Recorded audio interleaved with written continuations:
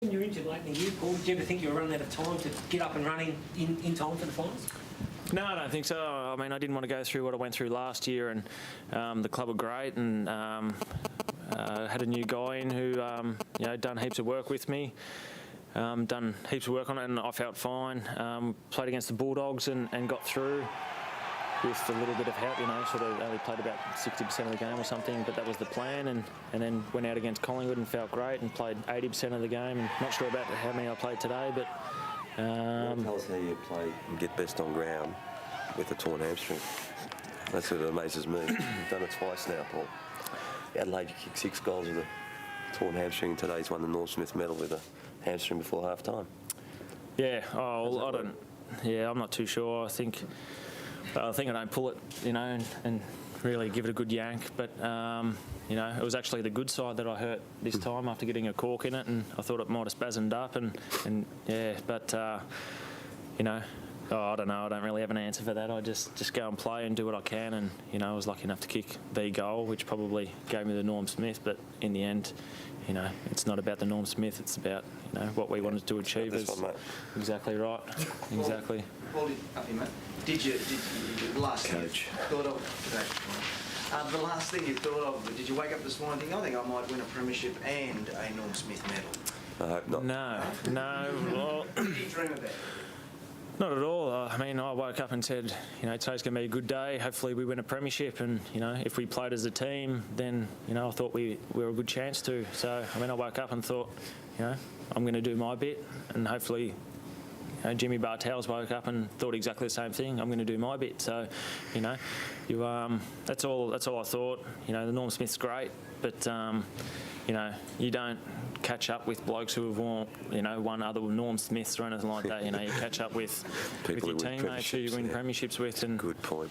That's something that we're going to have forever, and yeah. Mark, last week you said that you'd lose a game if Rebold kicked 7 or 8 goals. How many did he kick? I don't know. I think he got 1 or something. But what about Harry Taylor's performance? Yeah, it was a huge effort. Probably the conditions helped. You wake up this morning and you see the rain and the ground being soft. It's probably not ideally suited to tall forwards, so we probably never got to see the best of Nick. At the same time, Harry was there. He kept up with him. He spoiled. He was in, won a fair bit of the ball himself, and took a very telling mark late in the game that probably helped us. Paul, can you just talk us through what happened with your hamstring this time? What was it today? Yeah, today. Just what happened, and were you ever worried that you were going to have to go off? Well, I went off and got it strapped up, and that happened actually right on the quarter time sign. I got a cork in it and felt it spasm up a little bit, and then early on in the second quarter, I went for a tackle and felt it go a little bit and came off. And grand final, nothing to lose, so we just strapped it up and went out there and got told to play deep. And you didn't? No, I tried as best as I could to play deep, but sometimes got sucked up to the ground. But I'm just fortunate that I didn't do it really bad, and I've been lucky that when I have done them, I've still been able to play. You know how you got the cork? Who got you? I don't want to blame anyone, but it was probably Max Rook's fault. He sort of kicked up a bit high, and I don't know who corked me, but it was fire. just, yeah. So.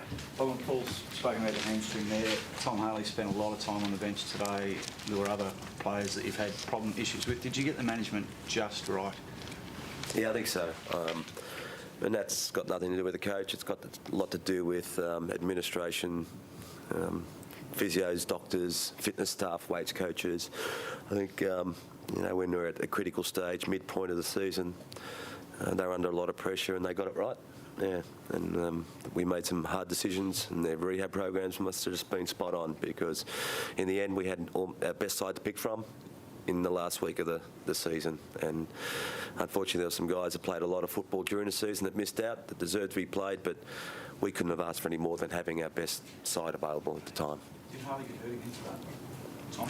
I think he was a little bit sore as the game went on, yes. Paul, you won easily in 07, obviously much tighter today. How did this sort of experience compare? I think winning in a close one obviously means a lot more. Saints probably led for most of the day, but we challenged each other, as I've said, and we come out victors in the end. But I think to win a close one and obviously to play in one after you've lost and not go through that terrible feeling of losing again and actually come out the other side and win, just tenfolds the actual win itself. And I know we've got some blokes in there who, well, Tom Hawkins, he only won one. He lost one last year and won one this year, so he didn't actually even get to taste the 07 win. So he would have been definitely wanting to go out and prove a point and get the victory.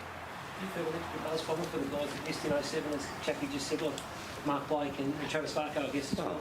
Oh, for sure, and like Harry's first one, and for the people who win too, it's just winning is exactly why you do what you do, and it's no feeling like it. To go through a year, the most scrutinised, most hardest sport probably in the world to play 26 games of footy, and to come out on top is just surreal, and it's just such a beautiful feeling, isn't it?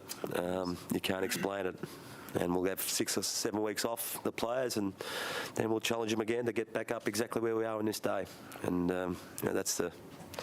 I love that. I love the fact how your club just evolves. Some people, fall off and retire because of age, and we'll have a couple of them maybe, and we get some new blood in, like Ryan Gamble or Shane Mumford comes up and plays, and they get to play in their first grand final day and hopefully win it. It just evolves and it just continues year after year.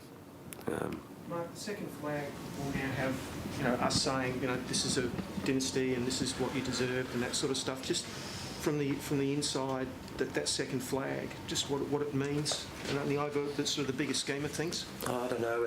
Some people have said that those sorts of things, that lots of things to me, but in the end, I don't really care about that. I care about what I'm looking forward to is getting into the draft this year, and we've got some salary cap problems. We might have to trade, but I'm looking forward to getting the best group of kids we possibly can. I'm excited about that, and training them up and putting pressure on guys and having the best football club in Australia. That's all I'm interested in.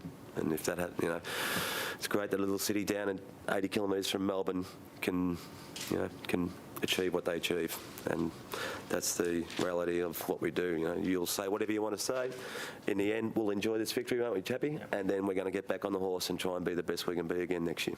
So you can see maybe more changes to your list going forward next year than I guess what you've had since 07, given you've been fairly stable, haven't you? No, we have been stable, but we keep having players coming to the side like Hawkins and Varco and Taylor, and Mumford's going to be all right. We've got Simon Hogan's going to be a really good player, so we want them to enjoy days like today.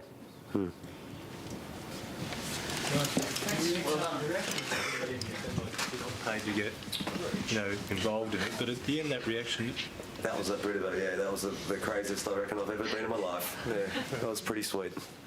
Doing it with people you love working with. Thanks for your time, everyone.